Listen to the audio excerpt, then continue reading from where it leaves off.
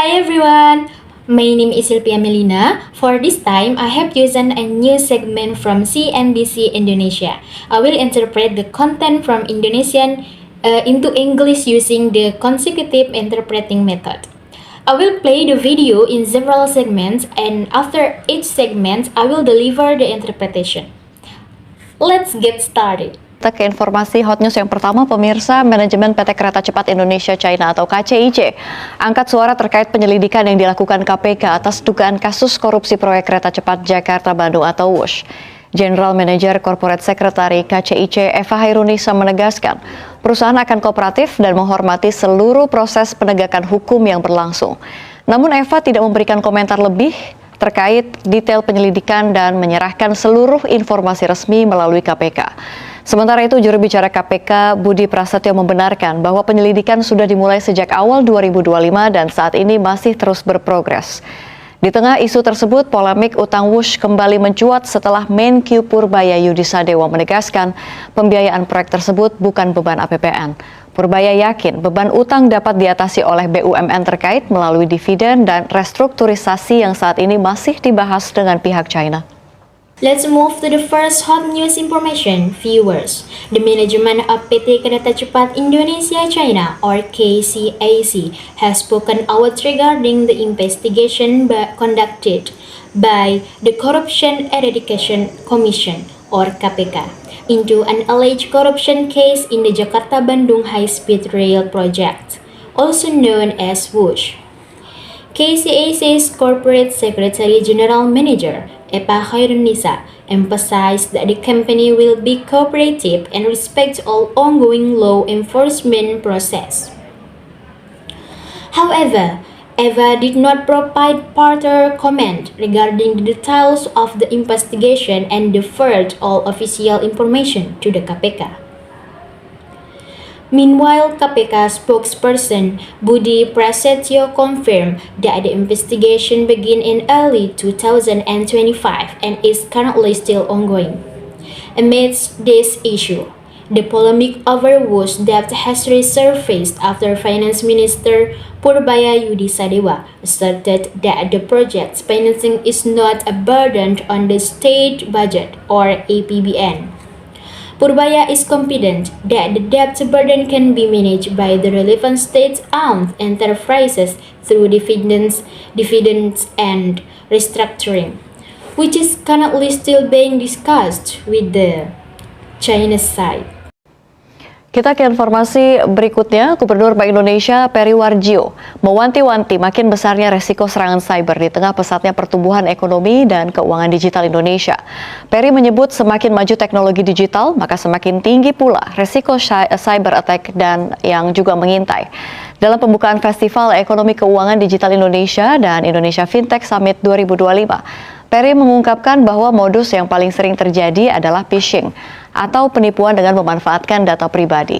Untuk itu, BI mendorong seluruh pelaku industri digital memperkuat perlindungan konsumen, keamanan cyber, dan program anti pencucian uang serta pencegahan pendanaan terorisme. Peri menekankan penguatan ini penting mengingat volume transaksi digital diproyeksi melejit dari 37 miliar menjadi 147 miliar transaksi pada 2030.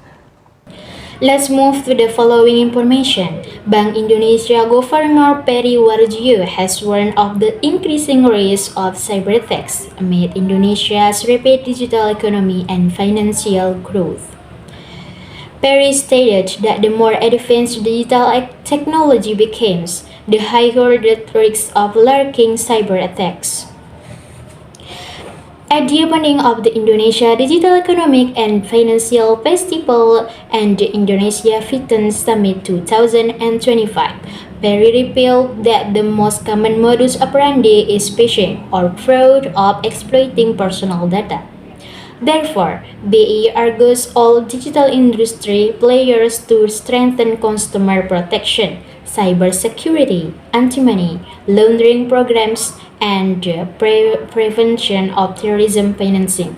Peri emphasized that this strengthening is important considering the volume of digital transactions is projected to skyrocket from 37 billion to 147 billion transaction by 2030.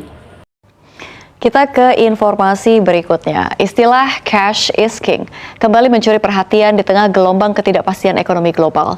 Namun para perencana keuangan mengingatkan, menimbun terlalu banyak uang di rekening justru bisa merugikan dalam jangka panjang. Nilai tunai bisa tergerus inflasi dan rentan terhadap pembobolan.